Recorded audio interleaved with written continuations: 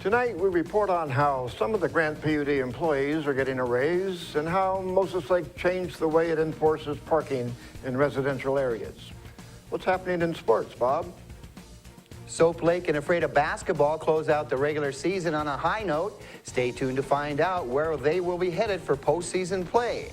Let's take a look at tonight's forecast. Good to be with you, everybody. Pretty quiet conditions across the basin, but this active weather pattern expected to continue across the area. I'll bring you all the details in just a few moments. We have all this and much more on iFIBER 1 News. From the iFIBER 1 HD studio here in the heart of the Columbia Basin, this is iFIBER 1 News, your #1 source for local news, sports headlines, and our very own Weather Center forecast covering the entire Columbia Basin. This is iFIBER 1 News, and it starts now.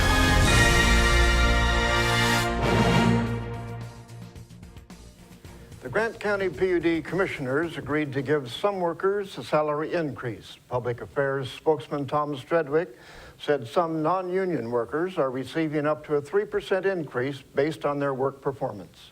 The board looked at salary surveys of similar positions throughout the Pacific Northwest before making the decision. They also agreed that to stay competitive, they need to pay staff competitive wages. Moses Lake is changing how it enforces parking regulations in its residential neighborhoods. A majority of the city council agreed to switch the method the city uses in hopes it will stop people from repeatedly violating its residential vehicle storage code. The city code requires residents to park their vehicles on an improved parking surface, such as concrete, asphalt, or brick. The code includes rules regarding trailers, inoperable vehicles, and some semi-parking on residential lots.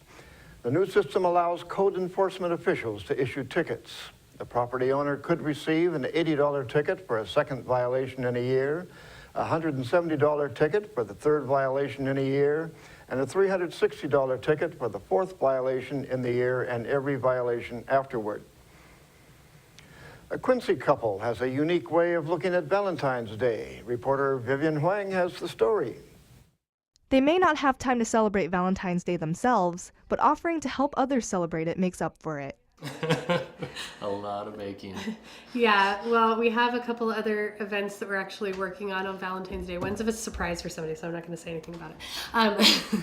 So we haven't really had time to plan personal stuff. I have a lot of just deliveries and orders and things like that the day of, so we'll probably end up celebrating it the next day, I'm sure. Yeah, we'll probably watch a movie and fall asleep on the couch. Tanya and Jared Rollins opened the Pink Oven Bakery roughly 4 months ago, inspired by their vintage pink double oven. I've always really enjoyed baking. It's something that I've really just enjoyed since I was little. And Jared's always really liked to cook and things like that too. So, and I've done a lot of different things for friends and family and stuff through the years, and just the last year kind of playing around with the idea of maybe doing it as a business. So cupcakes make people happy, which is fun to have a business that does that. They are offering a Valentine's special of 4 special edition cupcakes with a bottle of sparkling cider for $15. Delivery is included in the Quincy and Ephrata areas. To order a special, visit thepinkovenbakery.com or call 509-289-0752. For iFIBER 1 News, this is Vivian Huang. Thank you, Vivian. Quincy is likely to get a new police station this year. The city has $3 million in its budget to build a roughly 8,000 square foot building south of City Hall. Mayor Jim Hembry said the new building is part of a larger facilities plan stemming from an influx of tax revenue generated by the construction of the data centers. The city plans to demolish the old fire station and a house it previously purchased to use as a site for the new police station. Hembry said the police department needs more space, pointing out it has grown since the City Hall was built in the 1950s. Each of the people you see here has warrants for their arrest and is wanted by various law enforcement agencies.